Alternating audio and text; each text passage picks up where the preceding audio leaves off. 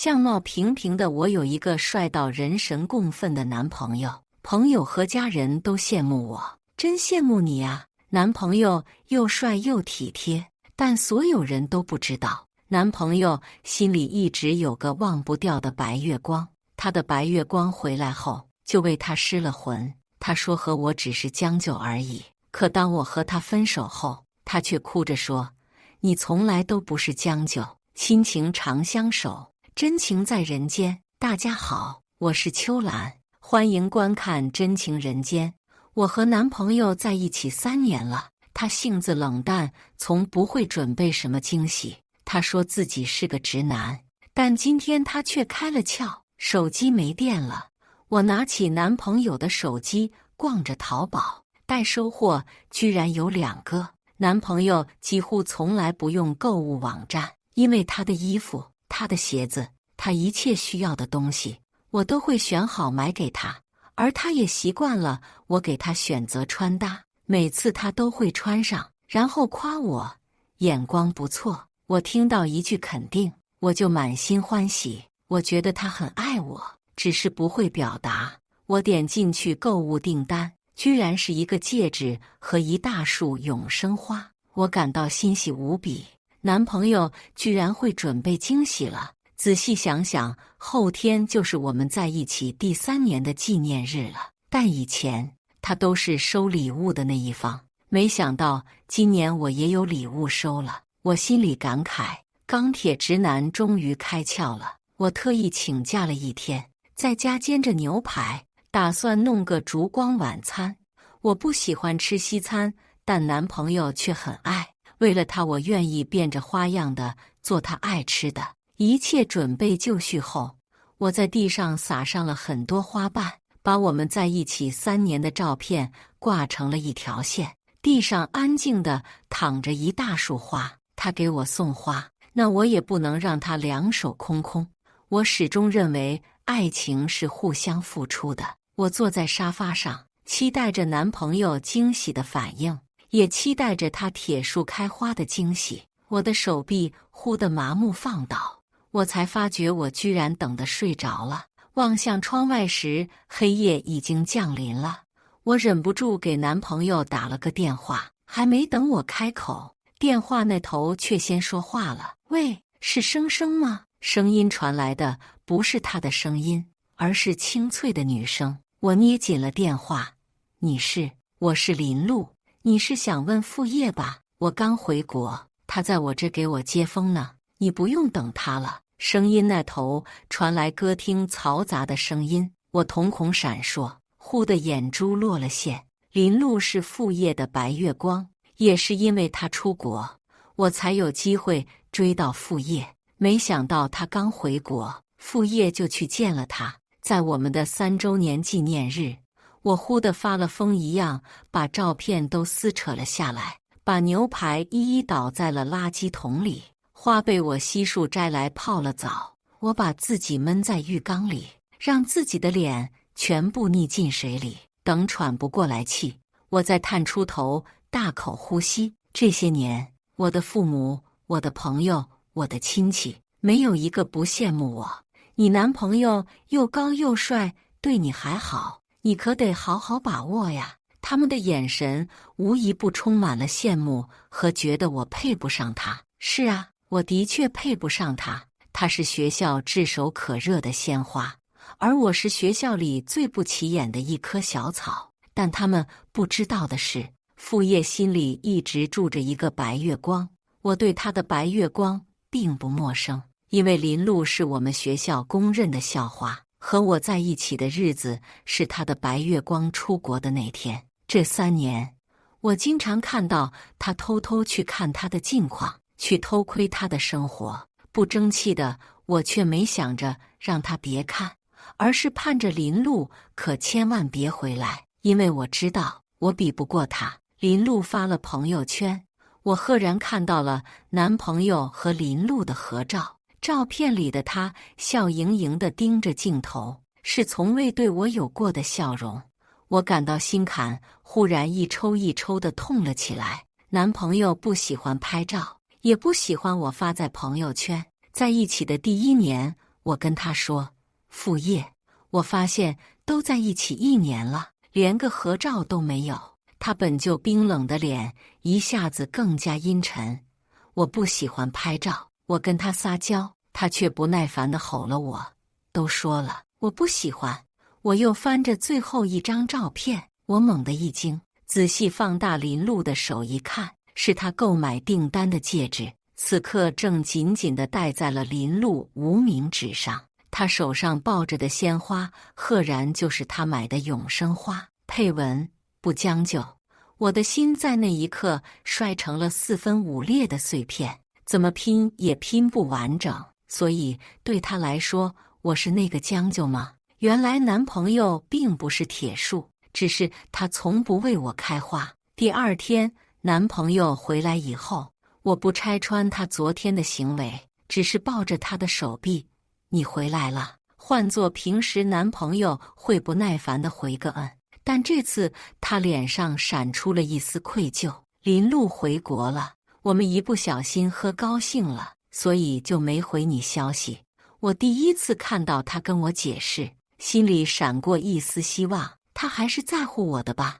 我忽地想试探一下副业，我们去做情侣对戒吧，我看别人都有，戴着好好看呀。我充满期待地看着他，他神色不耐：“别整这些杂七杂八的，我们的情侣关系不需要戒指来证明。换做平时，我一定会觉得副业就是单纯不喜欢这些花里胡哨的东西，但我现在只觉得他就是单纯不喜欢我。”自从林璐回来后，副业就失了魂，时不时的不着家。可副业和其他男人不同，他会主动向我报备，他会正大光明地告诉我他去找林璐了。我麻木地守着空荡荡的家，我没有在等副业喜欢上我，我在等我彻底不喜欢副业。那天他难得回到了家，刚坐几分钟，他就接到了林璐的电话。我听不清电话里说了什么，我只知道我胃疼得厉害。副业，我胃好疼，可以送我去医院吗？我表情痛苦，脸色苍白，但副业满脸焦急，根本注意不到我的状态。顾生，林璐他狗狗都死了，你到底有没有同情心啊？这个时候装病。甩下这句话以后，副业便没了身影。看着副业毅然离去的背影，心的疼痛一瞬间盖过了胃的疼痛。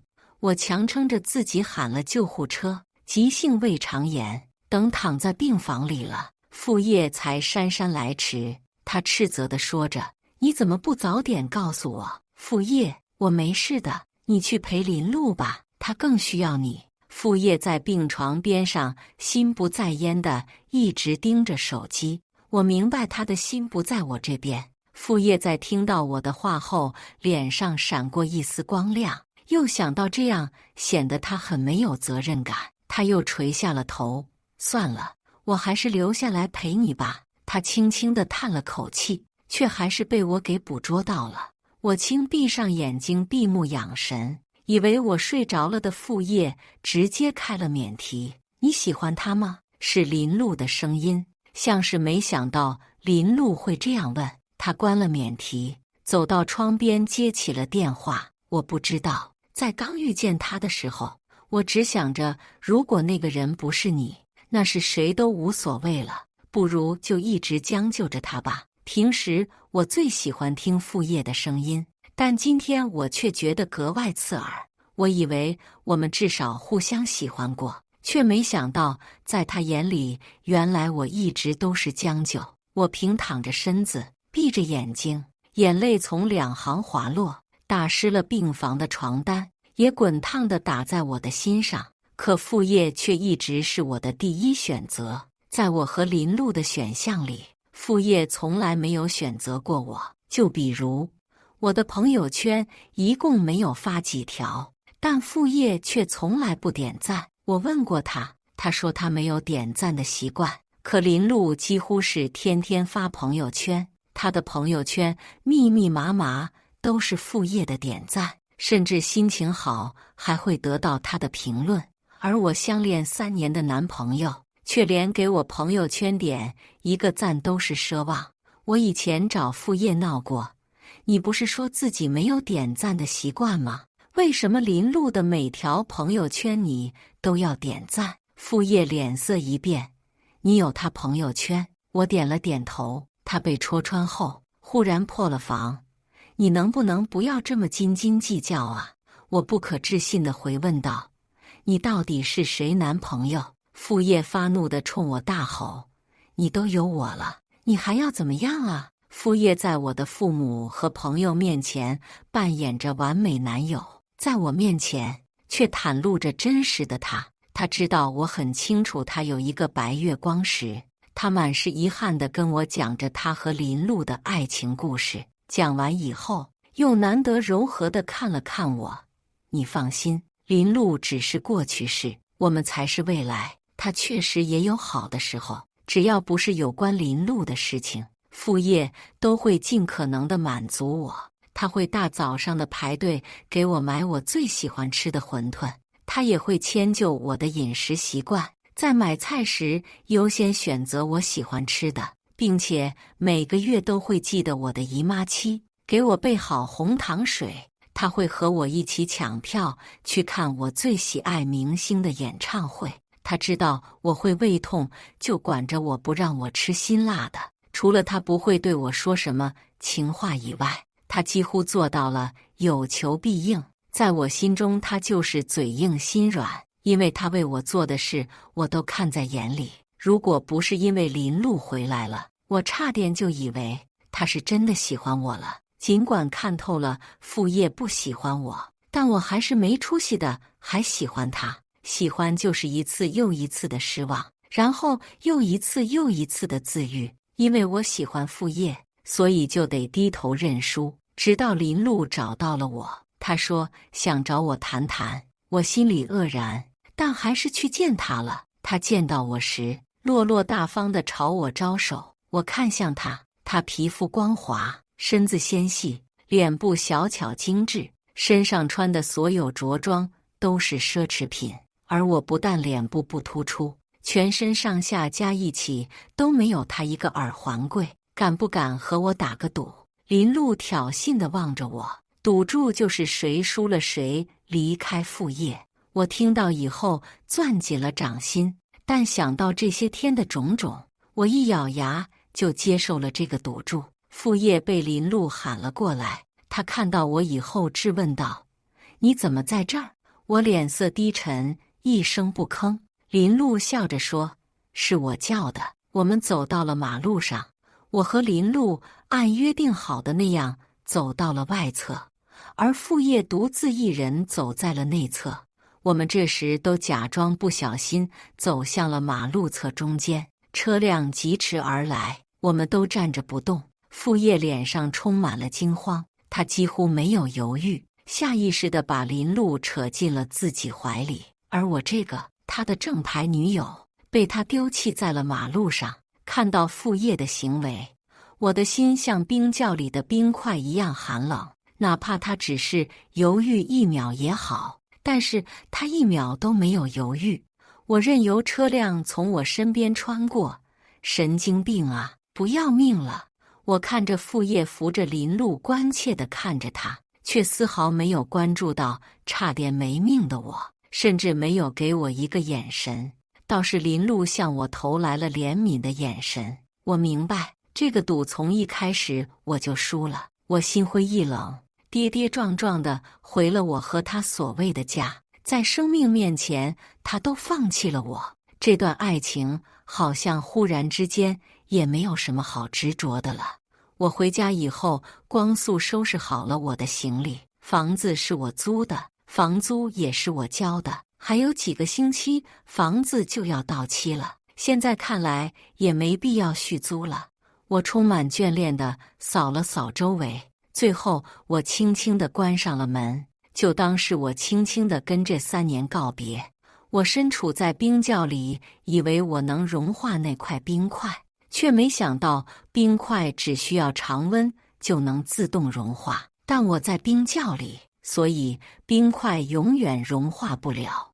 我不喜欢文字上的分手，所以我给傅烨打了个电话：喂，我们分手吧，与其让我痛苦，不如成全他人。傅烨不可置信地大声说着：我知道你是因为刚刚我没拉住你而生气，但你现在不也没事吗？没必要因为这点小事就分手吧。我嗤笑着，原来在他眼里，我的命就是一件小事。傅烨，我认真的，我让位，成全你们。听到我认真的声音以后，傅烨用嘲讽的语气说着：你不是做梦都想嫁给我吗？现在就这点事情就分手，你也没那么爱我吧？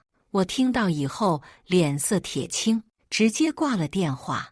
我没想到他会否定我以前对他的爱意，因为我从一个满是坏脾气的人，被他硬生生磨成了没脾气的人。考虑到他工作没多久，工资不高，我一个人负担了房子的所有房费，包括出去吃饭，我都会把钱发给他，让他去结账。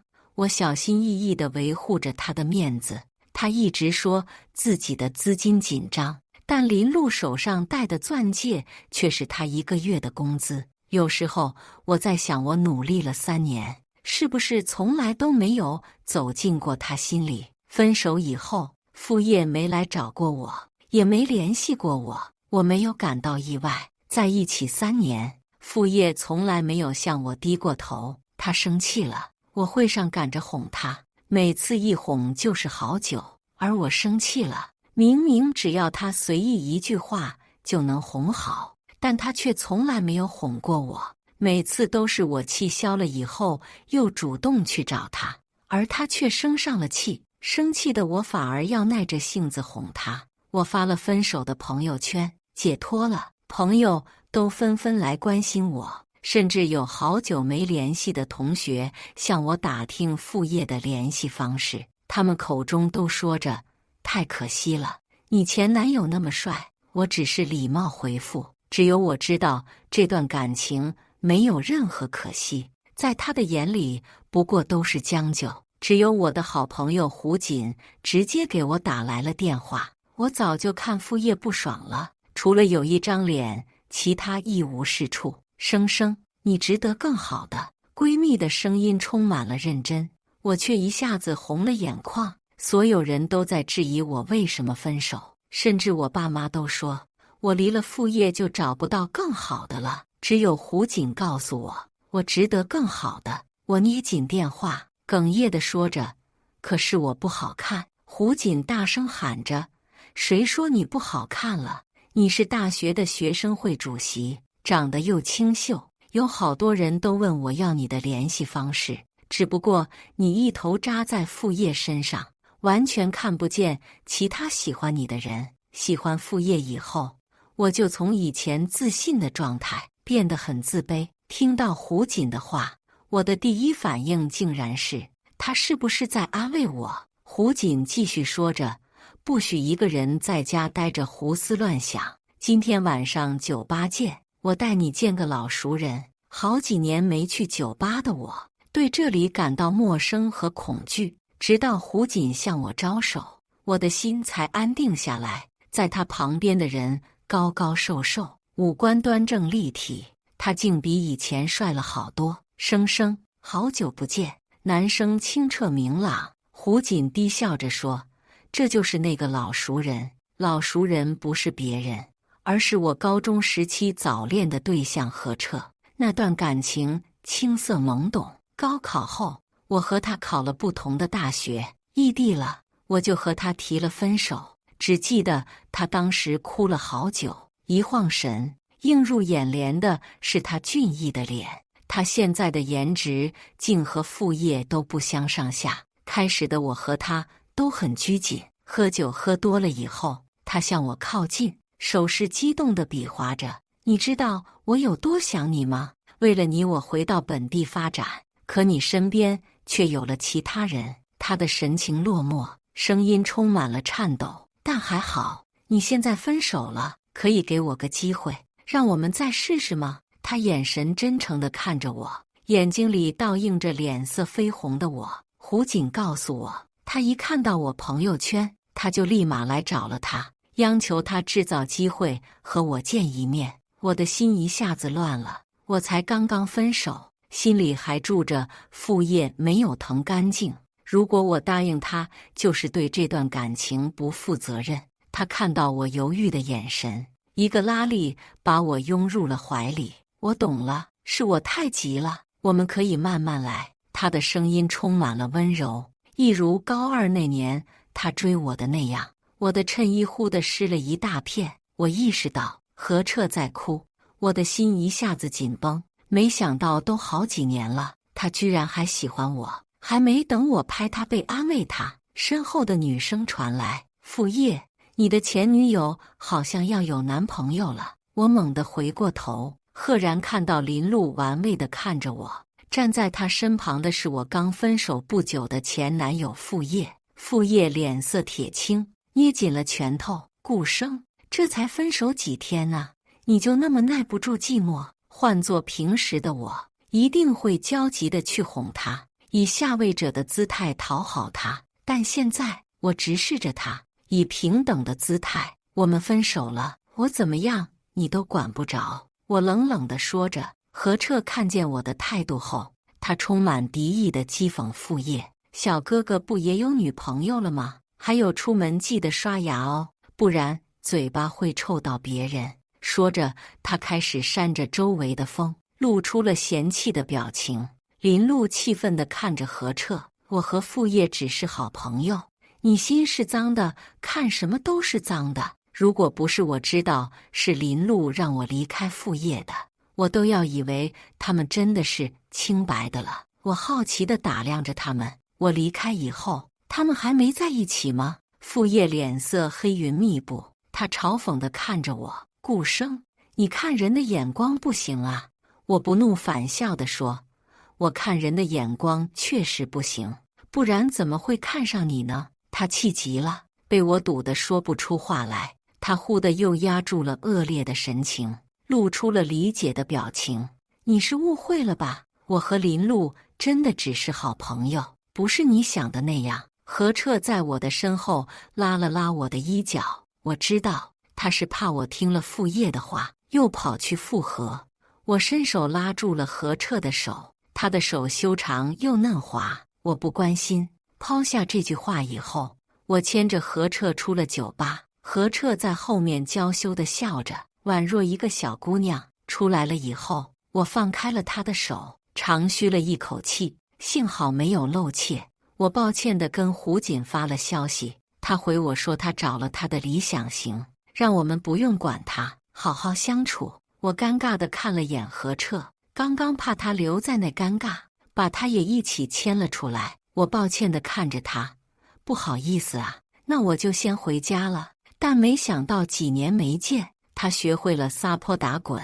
我不管，你把我牵了出来，你要对我负责。我无奈地看着他：“那你牵回来。”我把手伸到他的面前，他得逞地把手覆上来，十指相扣。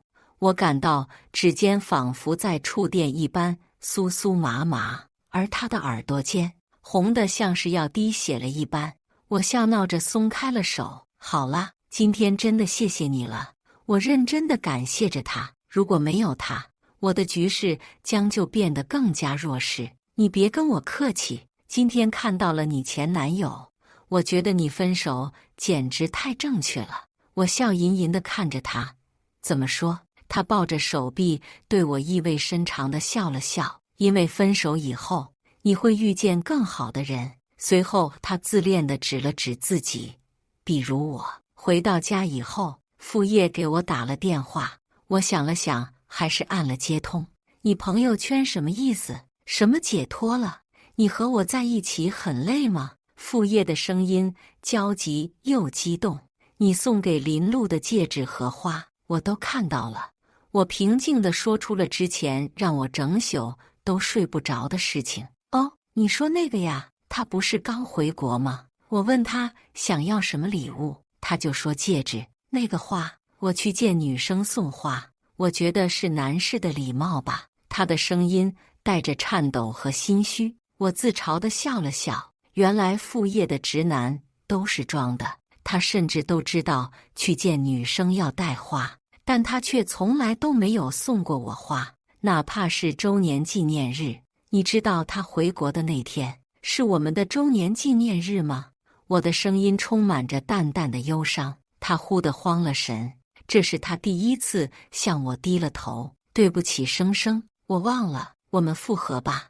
我知道那个男的和你没有关系，我下次给你补过好不好？他的声音充满了不可置否。他觉得只要他低头，我就会原谅他。虽然我知道他忘了，但是亲口听到他说出来，我千疮百孔的心还是被刺痛了。傅叶，那3年，当我送你的，反正你也从来没记起过我们的纪念日。我揪着眉头，哽咽地说出口，喉咙涩得不行。电话被我挂断了，我泄了气儿，眼泪啪嗒地滴落在地上。不对等的感情不会得到对等的回应。哭过以后，我彻底地放下他了。是啊，他又怎么会记得呢？那天是林路出国的日子，他最难过的日子，又怎么会想起那天也是我们的纪念日啊？我拉黑了傅叶的联系方式，删了他的好友。他就算躺在我列表当个死尸，我都膈应。何彻向我撒娇说，既然今天他帮了我，那是不是应该请他吃个饭？我同意以后，何彻直接发来了餐厅的定位。我坐在了何彻对面，他今天穿得很正式，甚至西装前还系了个蝴蝶结。反倒是我随意地穿了件衣服就出门了，但他看我的眼神却还是那样炙热。你随便点，我怎么可能让女生请客呢？况且还是我正在追的女生。我连忙拒绝，说好了，我请你的，你别破费了。何彻低头笑了笑，如果我告诉你这间店是我开的呢？我错愕地看着他，他继续补充道，你还记得你以前说喜欢川菜吗？你说让我以后开个川菜馆，这样你就能免费吃了。现在我办到了，你只需要来吃，我这里永远免费管够。他的神情充满了眷恋。我忽地想起我是这样说过，但没想到高2不懂事的发言，他却一直记着，并且一步步实现。我眼眶泛红，或许是以前从来没有感受过真心，现在看到别人真心对我，我就忍不住红了眼。我忽地闪过高中他义无反顾地选择我时的画面，想起了那段青涩的爱恋，少年还是一如往昔的那样真诚。我心一热，再加上我已经不喜欢傅叶了，我决定和何彻再试一次。你上次问的问题，我现在可以回答你了。可以。傅叶高兴地蹦了起来，眼里是藏不住的喜悦。他站起来大喊，今天我高兴，在场所有的消费在本店全都打5折。周围的人传来大声的欢呼声。正当我沉浸在这场约会时，一个电话打了过来，生生快回家一趟，今晚上来家里吃个饭。是我妈的电话，她一般找我都是有事，很少叫我是为了吃个饭。何彻听到后，想让我带上她，把她介绍给我爸妈认识。我正好也想跟我爸妈说，自从他们知道我分手后，天天在我面前说过傅叶的好话，让我不要不知天高地厚。我带着何彻回了家，一进门却看到傅叶伸长了腿，正坐在我家的沙发上。我想起我妈怪异的行为，一下子明白为什么会突然叫我回家。看到我进门后，她立马站了起来，随后她又看到我身后的何彻，一下子脸色铁青，带着敌意地看着何彻。何彻看到我妈后，热情地打着招呼，阿姨好，我叫何彻。我妈疑惑地看着我，这位是？何彻向我投来期待的眼神，他想听到我亲口承认，妈，他是我男朋友。我妈听到以后，脸一下子挂不住了，尴尬地看着傅叶。傅叶红了眼眶，质问我，顾生，你真和他在一起了？以前的我会向前心疼地给他擦眼泪，但现在我看到他难过，我却没有丝毫的情绪。我朝他点了点头，又跟我妈说：“妈，以后别什么人都往家里带。”何彻朝我大喊：“顾生，别赌气了，你现在跟他分手，我还是会和以前一样，不计前嫌。”他说得轻轻松松，仿佛从头到尾都只是我在闹脾气，他却从来没有反思过自己。我摇了摇头，我以前怎么没想到他的想法这么天真。傅先生，今天就不留您吃饭了。我给他下了逐客令。他忽地冲过来，拉了拉我的手臂。那你先把我从黑名单列表拉回来。我没有吭声，站在我旁边默默听着的何彻，直接把傅烨推了出去。只听见门啪嗒一声就关上了。不管他怎么在外面敲门，我都只当作没听见。妈在听到何彻自己开了家川菜馆，又长得那么帅，他识相的不再提傅烨，现在嘴里一口一个小彻。何彻对我很好，几乎是把我宠上了天。他一和我谈恋爱了以后，就立马发朋友圈公开了我，还把朋友圈背景换成了我的照片。他把他的手机递给了我，你看，我的朋友都在夸你好看呢。我抬眼看着手机屏幕，评论区一溜烟的祝福：嫂子真好看，祝彻哥和嫂子久久。何彻，你小子总算如愿以偿了呀！我晃了神，想起傅烨，他却从来没有发过一条关于我的朋友圈，甚至有天我发现了他兄弟给他发消息：傅烨，林路比顾生强太多了，你多久把他追回来呀？我红着眼质问他，他却说他兄弟说话就是不把门，让我别跟他计较。大家都说看一个人喜不喜欢你，要看他朋友对你是什么态度。以前我还不信，但现在我信了。我感动地看着他，想起我都还没公开他，我连忙发了朋友圈，是一张我和何彻的合照。合照中的两人都笑得眼睛弯弯的，手牵着手，幸福地看着镜头。这是何彻缠着我拍的。他说他不喜欢拍照，但他喜欢和我拍照。他说幸福就是要记录下来，以后老了互相依偎着翻着照片，是一件很幸福的事。我愣了神，在一起3年，我和傅烨一张合照都没有，而我和何彻只在一起了2个星期，我们的合照却有了好几张。傅烨不耐烦的神情慢慢的和何彻宠溺的神情重叠，最后只剩下了何彻。我感激地看着他，谢谢你让我知道，原来健康的恋爱是会公开会合照的。何彻笑着说，傻，这都是最基础的，我何彻的女朋友可不能要求这么低，明明都拉黑他了。但傅烨不知道从哪看到了我的朋友圈，他用了新号码打了我的手机，我以为是快递，就接了。我知道原因了，是不是因为我没和你拍过合照，你就不开心了？傅烨声音颤抖着，说话的语速很快。我捏着电话，沉默着听着陌生又熟悉的声音。他见我不吭声，又继续说，我们复合以后，我就跟你拍好多合照，好不好？生生，我知道错了。我低头讽刺地笑了，以前从来都等不到的低头，在分手以后居然见到了2次。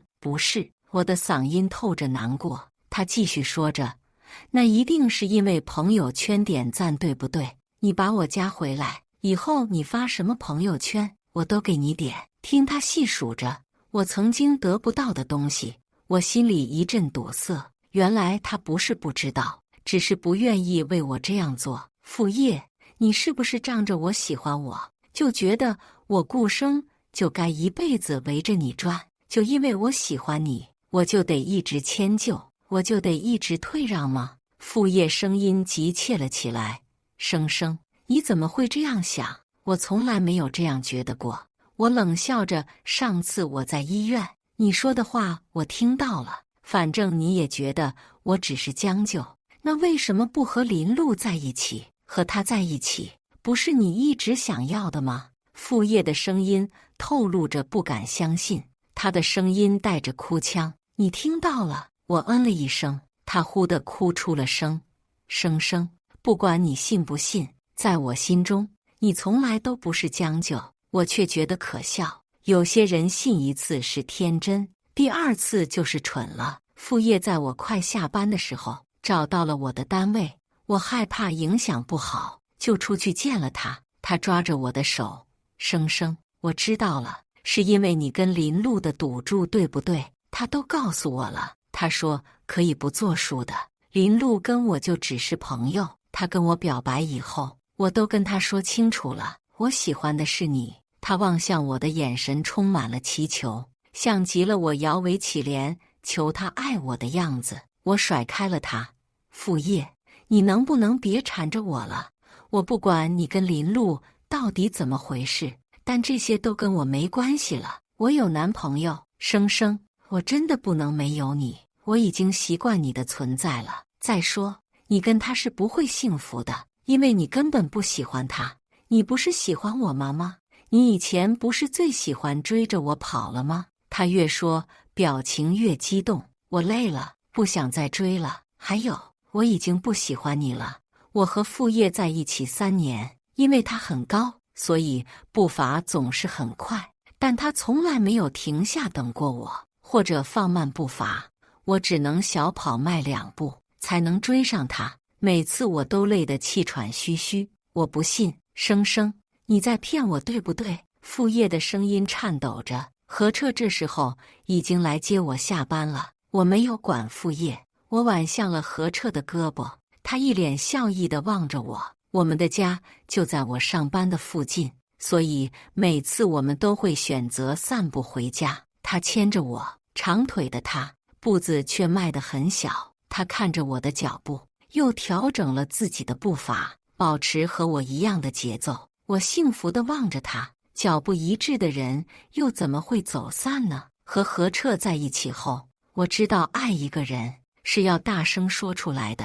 他毫不吝啬地表达着自己的爱意。他知道了我的经历以后，心疼地告诉我，我会慢慢把你宠回高中时那个自信又张扬的你。再说脾气不好又怎样？我宠出来的，我乐意。傅烨之后又找过我几次，后面就再也没找过我了。我记得最后一次时，我对他说：“不要让我讨厌你。”后面听共同好友说，傅烨又谈了几个女朋友，他不再敷衍，每一任都公开。但让我意外的是，傅烨谈了好几个，都没和林路在一起过。我和何彻结婚了，在海边举行了婚礼。傅烨那天穿得精致的，仿佛他才是那个新郎。他红着眼眶惋惜地说：“再差一点，新郎就是我了。”我温柔地看着他，看着自己曾经喜欢的人，眼神里不再充满恶意。或许是因为我早就释怀了。我说：“傅烨，感谢你来参加我和何彻的婚礼。”傅烨勉强地挤出了笑：“生生，新婚快乐。”说完以后，他偏过头不再看我。他的眼泪散落了一地。人为什么要失去了才会懂得珍惜？或许一辈子我都找不到答案。我忽地想起了第一次见到傅烨，他闪闪发光地站在台上，他就那样闯进了我心里。现在的他和以前没有一点变化，但不喜欢他了以后，他身上的光芒好像突然就消失了。或许不是傅烨在发光，只是我的喜欢给他加了一层滤镜，滤镜碎了，梦也碎了。感谢大家的观看，欢迎大家在下方评论区讨论。如果你喜欢这类故事，记得点击订阅真情人间，并分享给更多的人，这会对我帮助很大。再次感谢大家的观看。